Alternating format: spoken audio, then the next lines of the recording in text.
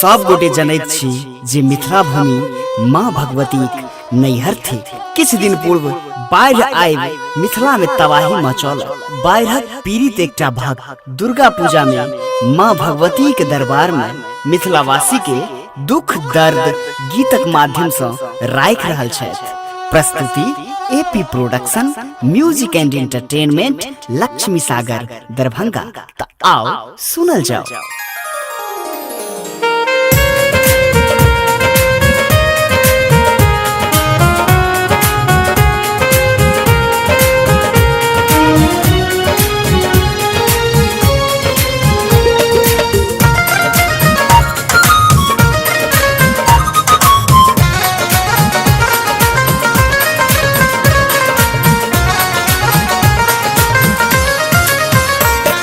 मिथिला में बाढ़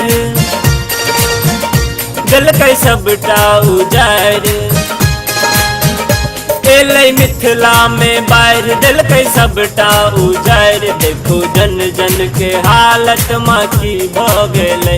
एलै मिथिला में बाढ़ दिलकै सबटा उजाड़। देखो जन जन के हालत माँ की भ गेलै।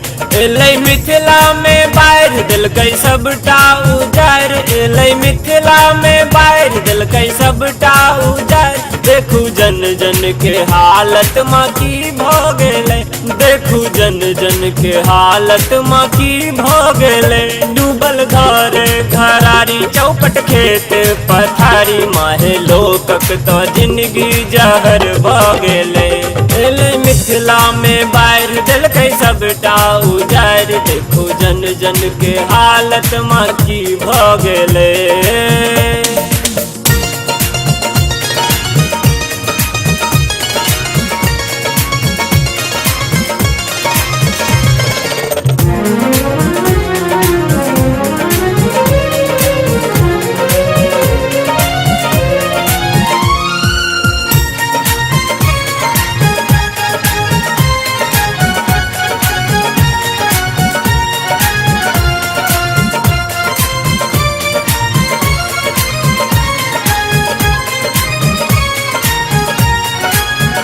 कियो भूखे मरे कियो दुखे मरे।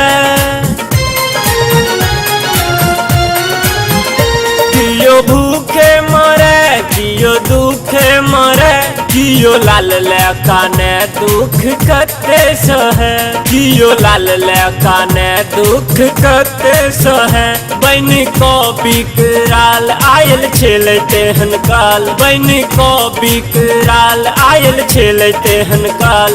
माहे सुख चैन सबटा बहाल गेलै।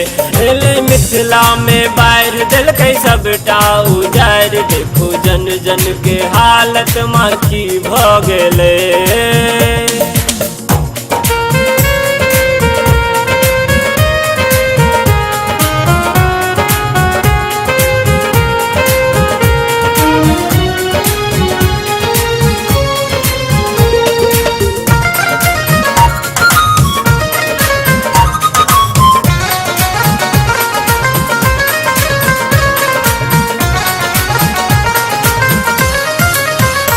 अब आही बसे नगर और गांव। अब आही बसे नगर और गांव। अब आही करबै सबटा माँ इंतजाम। अब आही करबै सबटा माँ इंतजाम। अछि नैहर अही के फर्ज तें पहिल। अछि नैहर अही के फर्ज तें पहिल। करे राहुल पंकज बिना माई की भ गेलै। एलै मिथिला में बाढ़ दिलकै सबटा उजाड़। देखू जन जन के हालत माँ की भ गेलै। एलै मिथिला में बाढ़ दिलकै सबटा उजाड़। देखू जन जन के हालत माँ की भ गेलै। एलै मिथिला में बाढ़ दिलकै सबटा उजाड़। एलै मिथिला में बाढ़ दिलकै सबटा उजाड़। देखू जन जन के हालत माँ की भ गेलै।